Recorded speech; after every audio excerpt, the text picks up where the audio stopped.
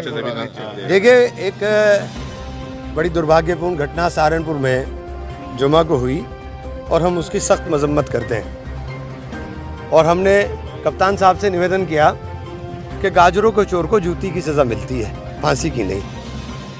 तो जितना जिसका जुर्म है उसको उतनी सज़ा मिल जाए।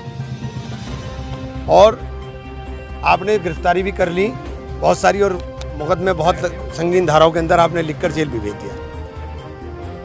एक जो बार बार आ रहा था कि एनएस से लगाई जाएगी, तो मैंने निवेदन किया कि ये कृत्य जो इस तरह का जो कार्रवाई है उस कार्रवाई से कम न्याय तो नहीं मिलेगा। क्योंकि मैंने आपको पहले ही कहा कि बहुत सीधी सी मिसाल है कि गाजरों के चोर को जूती की सज़ा, जिसने जितनी खता की है उसको सज़ा मिल जाए। कप्तान साहब ने हमारी बात को सुना और आश्वासन भी दिया है, लेकिन हमारी भी जिम्मेदारी है, कुछ जिम्मेदारियों को हमें भी अपना आप ओढ़ना पड़ेगा। हम चाहे उलेमा हो चाहे पॉलिटिकल लोग हो, हम अपनी जिम्मेदारी से नहीं भाग सकते।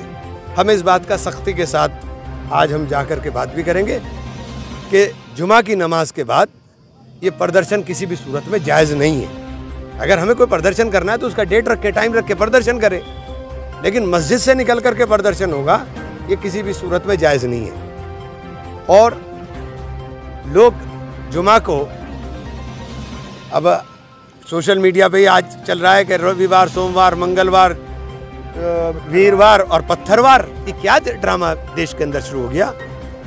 अगर कोई दूसरा इस तरह के बात बोल रहा है तो उसको बोलने का मौका कौन लोग दे रहे हैं। हमें इस बात को बहुत सख्ती के साथ रोकना पड़ेगा कि मस्जिद के अंदर नमाज हो रही है तो नमाज का मतलब सिर्फ नमाज है और नमाज के अलावा कुछ भी नहीं है। और अल्लाह से दुआ करें और बाहर निकल करके अपने घर पे जाएं और काम के ऊपर जाएं।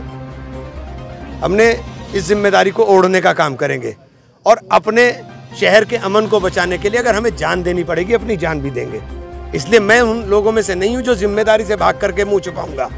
मैं जिम्मेदारी के साथ हर चीज़ को पहले भी कहा है और आगे भी, और इसीलिए प्रशासन से भी मैंने निवेदन किया है कि ये जो एनएस से है और ये इस तरह का हो रहा है, इसके ऊपर आपको रोक लगानी चाहिए।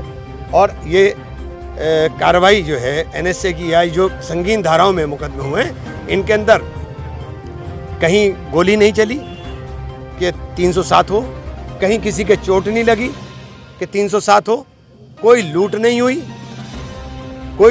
हुई तो आपने लूट हो। तो इन तमाम चीज़ों को, तथ्यों को, और बीएम कप्तान साहब ने आश्वासन दिया है कि इन सब चीज़ों को देख करके वो करेंगे। कुछ उम्मीदें उनसे, और उम्मीदों को पर प्रशासन की खरा उतरे तो निश्चित रूप से शहर का अमन बचा रहेगा और सबके लिए ज़रूरी है कि अमन बचे। नेताजी, बुलडोजर की जो कार्रवाई हुई है उसके बारे में आपने क्या कहा? देखिए, बहुत सारी चीज़ों को बोला नहीं जा सकता, लेकिन मैं इतना ही कह सकता हूँ कि जो बुलडोज़र चल रहा है, ये जो प्रदेश के अंदर बुलडोज़र की कार्रवाई हो रही है, ये पूरे न्याय सिस्टम को दूषित करने का काम कर रही है, ध्वस्त कर रही है। आप पूरे सिस्टम को, एक न्यायिक प्रक्रिया है, उस पूरी प्रक्रिया को ध्वस्त करने का काम कर रहे हो। आपने प्रयागराज में मकान ज़मींदोज़ कर दिया, चलो यहाँ तो छोटा सा छज्जा ही गिराया आपने, यहाँ तो छज्जा ही गिरा है छोटा सा उसका, लेकिन आपने वहाँ तो पूरा मकान ज़मींदोज़ कर दिया। जावेद पंप का मतलब बोलने के अधिकार के ऊपर पाबंदी, हमें बोलने की आज़ादी भी नहीं होगी। आप हेट स्पीच देखी गई तो जेल भेजिए। आप हेट स्पीच है तो आप जेल भेजिए, आप जेल भेजो। हेट स्पीच है आपके पास, ये जो पूरा सिस्टम है सीआरपीसी आईपीसी किस चीज़ के लिए है? इसी चीज़ के लिए है ना। आप जेल भेजो। कल को मेरे घर पर भी चल सकता है बुलडोजर, मैं बोल रहा हूँ मेरे घर पर भी चल सकता है, ये नहीं है। और हम लोग डरने वाले नहीं है। कल को चलाना, आज चलाना, कल चला दे। हम डरने वाले नहीं और ना डरूंगा कभी जिंदगी के अंदर।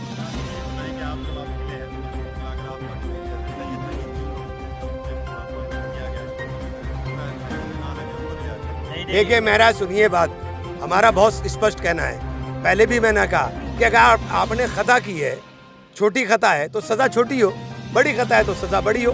गाजरों के चोर को जूती की सज़ा ही मिलती है ना। कि गाजर चुरा ली तो बेचारों ने गाजर ही तो चुराई यार, इन्हें फांसी थोड़ी ना चढ़ा दोगे। बच्चे हैं सारे नाबालिग, बस इतनी बात है और क्या है।